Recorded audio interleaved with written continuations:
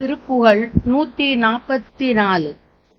Car அணிந்தவரை பார் அடர்ந்து வினை காதல் நெஞ்சு அயரத் தடுமாறி கால் நரம்பு உதிர தோல் வழும்பு உரு பொய் காயம் ஒன்று பொறுத்து அடியேனும் தார் இணங்கு குடல் கூரணிந்த விழிச் சாவம் ஒன்று நுதல் கொடியார்தம் தாழ் பணிந்து அவர் பொன் தோல் விரும்பி மிகத் தாழ்வு அடைந்து உலையத் தகுமோதான் சூரன் அங்கம் விழ தேவர் நின்று தொழ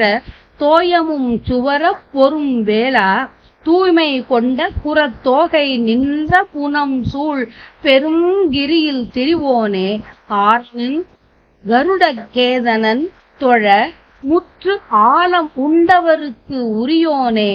ஆலையும் பழனச் சோலையும் புடை சுற்று ஆவினன் குடியில் பெருமாளே. சூரன் அங்கம் விழ தேவர் நின்று தொழ தோயமும் சுவரப் பொறும் வேளா தூய்மை கொண்ட புறத்தோகை நின்ற புறச்சூழ் பெருங்கிரியில் திரிவோனே ஆரணன் கந்தகேதனன் தொழ முற்று ஆணை உண்டவருக்கு உரியோனே ஆலையும் பழனச் சோலையும் புடை சுற்று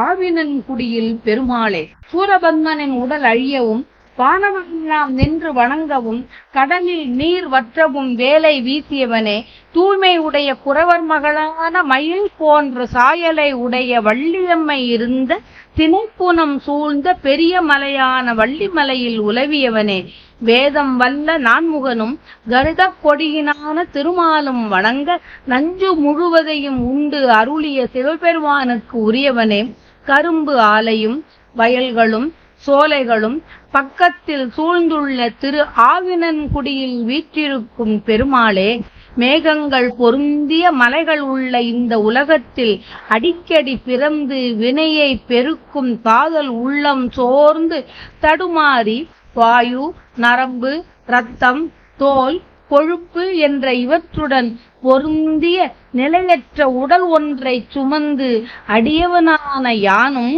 மாலை அணிய பெற்ற கூந்தலையும் கூர்மையான விழிகளையும் வில்லை போல் விளங்கும் நெற்றியையும் உடைய